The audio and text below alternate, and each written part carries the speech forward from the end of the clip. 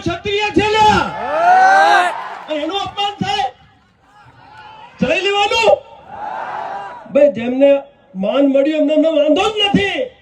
પરંતુ અપમાન અમે નહીં સંઘરી લઈએ બરાબર છે ને ભાઈ હા એ ખોટું તો નથી બોલેલું મિત્રો આટલી મોટી સંખ્યામાં આપ સૌ અહીંયા પધાર્યા તે બદલ હું પોતે ડોક્ટર રાજ શેખાવત આપ સૌનો આભાર વ્યક્ત કરું છું અને ક્ષત્રિય કરણી સેના સાહેબ તમારી સાથે છે આર પારની વાત કરવાની કારણ કે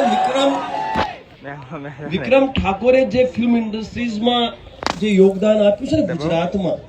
એ કોઈ આપી શક્યો નથી એ આપણે સ્વીકારવું પડશે ને આપણા માટે ગર્વની વાત છે કે ક્ષત્રિય છે અને પાછું એનું અપમાન થાય તો એ આપણે બરદાસ્ત કરવું નથી મિત્રો સીધી સીધી વાત કહીશ કરણી સેના છે તમે બોલો શું કરવું છે અમે તૈયાર છીએ બોલો વિધાનસભા જવું છે તૈયાર છીએ કઈ તારીખે કેટલા વાગે જવું છે બોલો કઈ તારીખે કેટલા વાગે જવું છે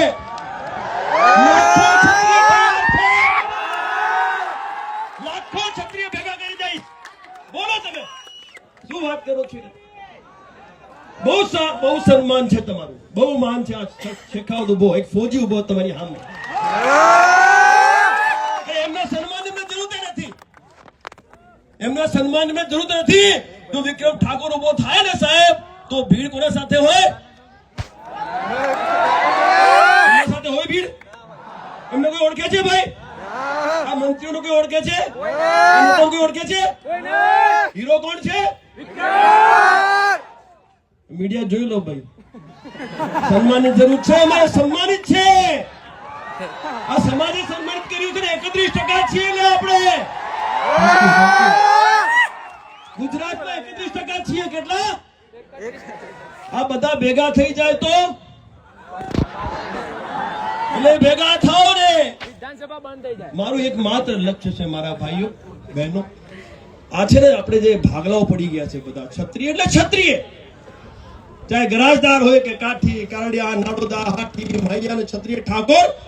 આપણે તમામ ક્ષત્રિય છીએ આપણે 131% ક્ષત્રિયો એક મંચ ઉપર આવવાની આવશ્યકતા છે આજે આવી ગયા ને જો હું ગરાજદાર બેઠો છું અહીંયા ઘણા બધા તમામ ઠાકોર છે ને ક્ષત્રિય છે ને બીજા ઘણા બધા કાઠી કારડિયા બધા અહીં બેઠા છે કે નહીં આવી ગયા ને મંચ ઉપર હવે કોઈના બાપાની તાકાત હોય ને તો હવે અમે જવાબ માટે તૈયાર છીએ થેન્ક યુ શેખાવત સાહેબ અને ત્યારબાદ આપણા કલાકાર મિત્રો માટે આપણે શિલ્પાબેન ઠાકોરને હું વિનંતી કરીશ કે 2 મિનિટ